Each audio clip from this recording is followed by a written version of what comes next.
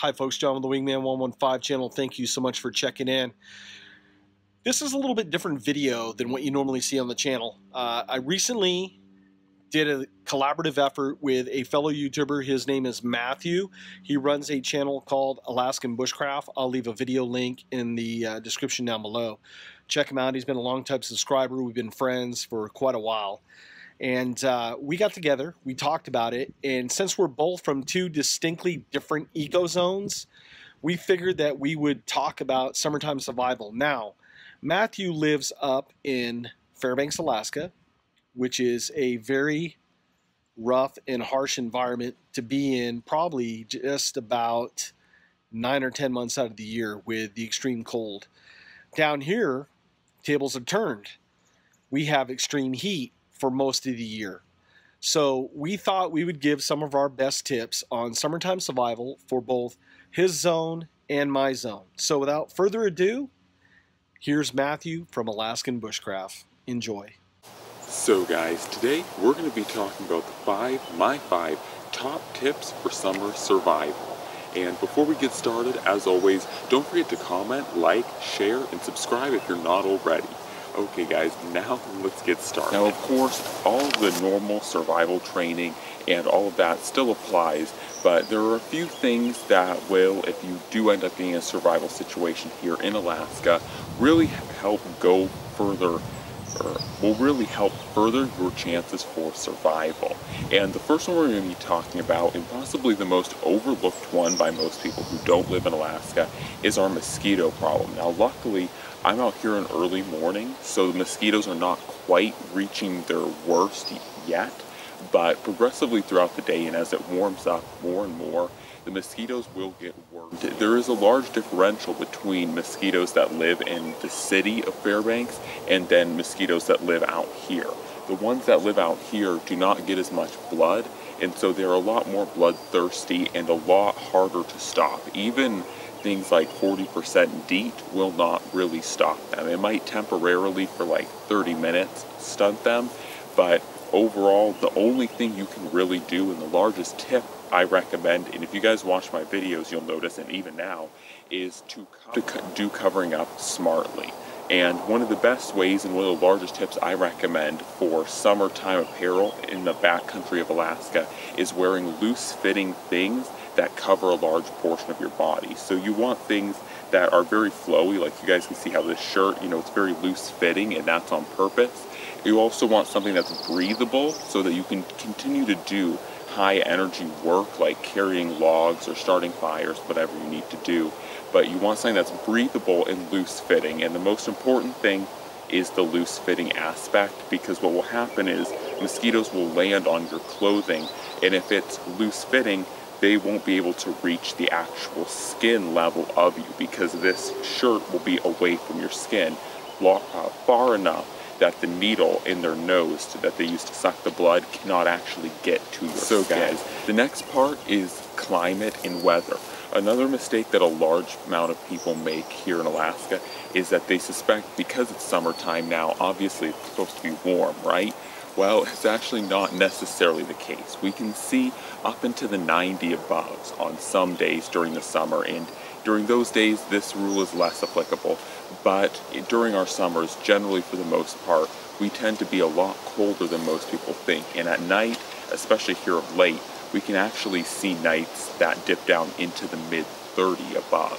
So it's very important that you realize that even in the summer, it can still get very cold. And in fact, I know quite a few people who have actually had serious levels of hypothermia during the summer. And we're not just talking like them accidentally falling into a lake or a river, but simply just being rained on, mixed with the amount of cold, or just how cold it is, mixed with the rain, actually caused them to go into hypothermia.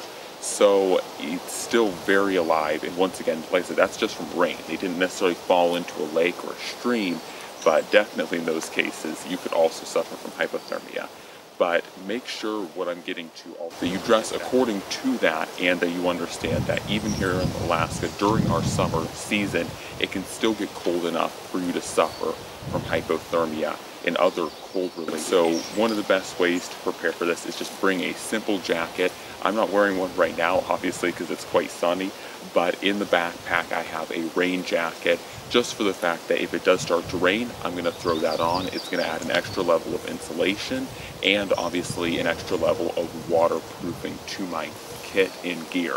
Another thing I do is I carry a rain fly for my backpack, so as my gear doesn't get drenched and then frozen. Because once again, you have to not only think about yourself, but if you're carrying gear and you don't want it to become ineffective, you may want to also protect. Okay guys, so we're now at my backpack to discuss just some of the very basic gear you should probably carry.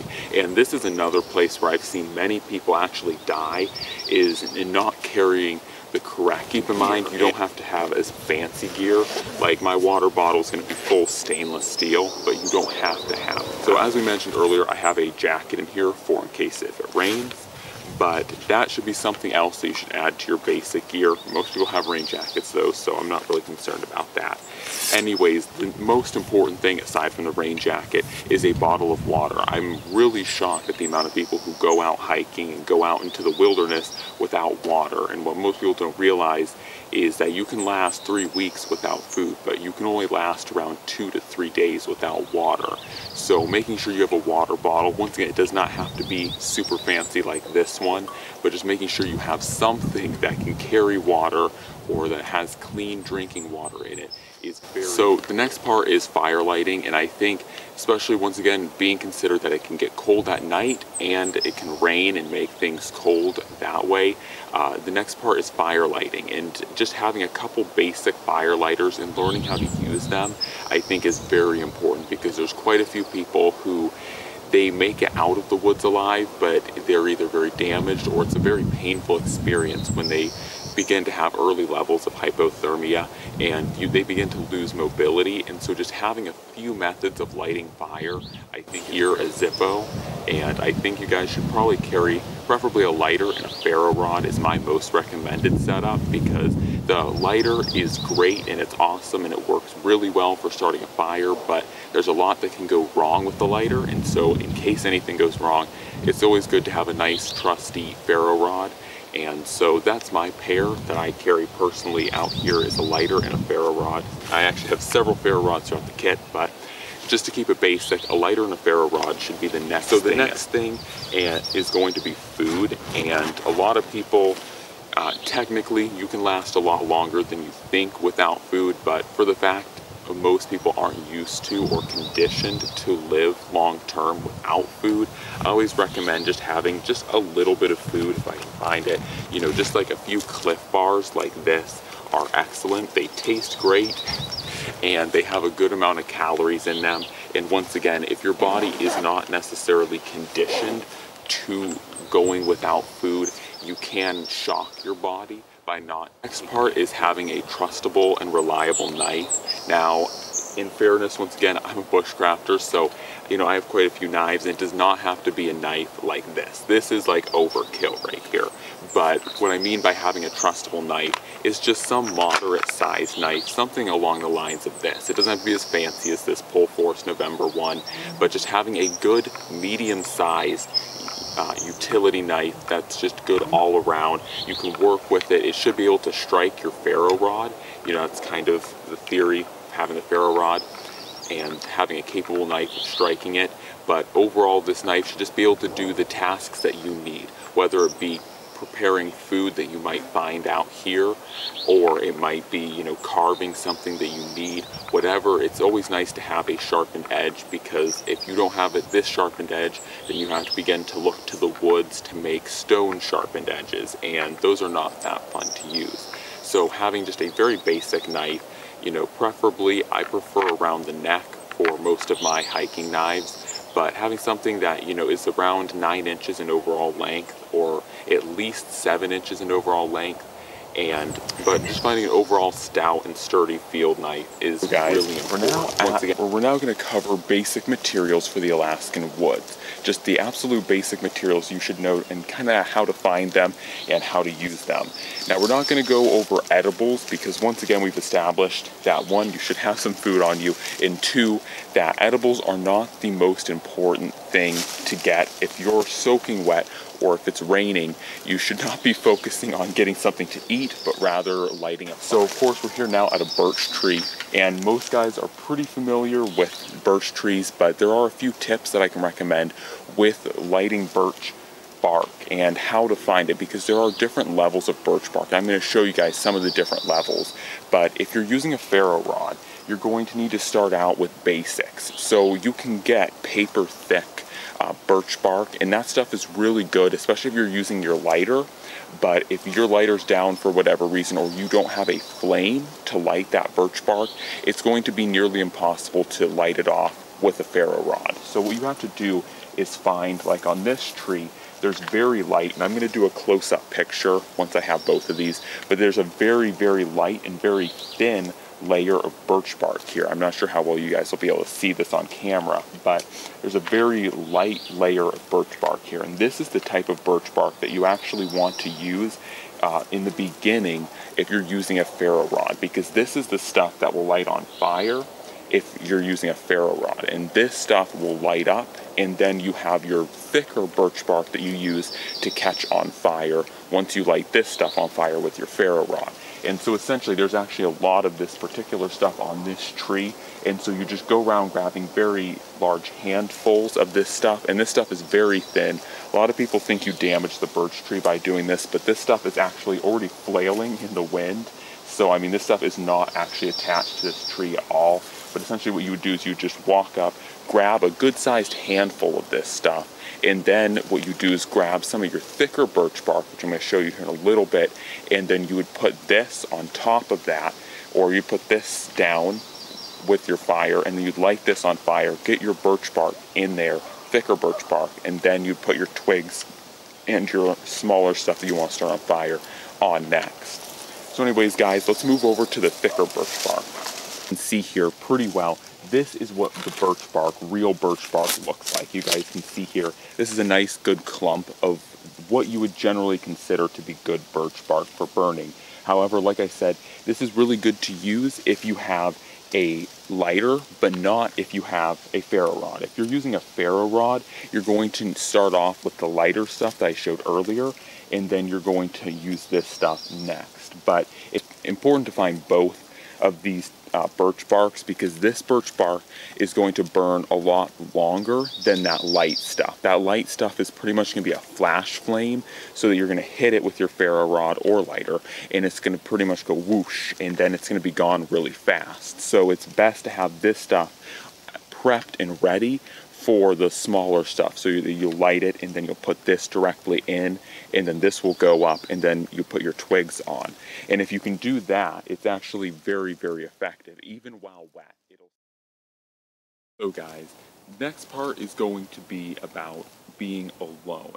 I first was thinking about animals, but I think a lot of people cover animals. I wanted to talk about another problem that can arise, especially here in Alaska, and that is that out here, you do have to be careful about being alone. I know it's kind of like I'm one to speak because I'm alone right now, but you also have to keep in mind I do have a lot of experience being alone and just being out here in the woods.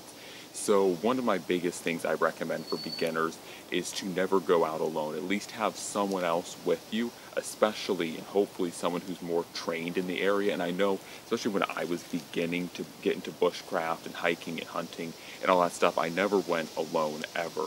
At least, like I said, at least in the beginning. Nowadays I have so much more experience that I do hunt, hike, bushcraft all alone. But for the most part, I would encourage everyone to, especially like I said, when you're beginning out in Alaska, definitely take knowledgeable people with you. And I like this for a few reasons. One, it is a huge safeguard for you because they'll be able to help balance you if you get frazzled and you get distracted by whatever event happens. They can help keep you grounded. They can also help teach you invaluable skills and as well they can help save your butt if you ever get into a real pickle of a situation. Other reasons too that it's always fun to bring a companion with you is that you get to make dual memories, and so all your crazy adventures are now with another person, and that person too gets to remember those awesome events and all that fun stuff. But anyways, the big stress is that for tip number 5, don't go out alone.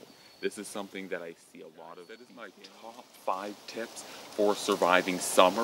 Hopefully you guys have enjoyed this and learned something. Don't forget too that on my channel, if you go over there, you're also going to see Wingman 115's his top 5 survival tips for the summer, which are going to be similar to mine, but very different in the fact that he is in a way different climate than me. Well, the same basics are true about both of our survivals. It's a little bit different in how we both achieve survival, and I think you guys will really like what he has to say and his 5 top tips on survival. Guys, like I said, don't forget to go over to my channel and check it out if you want to see more awesome and very unique Alaskan just scenery, activities, outdoors lifestyle here in Alaska. Definitely go over to my channel and check it out. And that's all for now, guys. I'm out. Well, that was Matthew from Alaskan Bushcraft. He had some really good tips to pick up if you're up in his region of the world.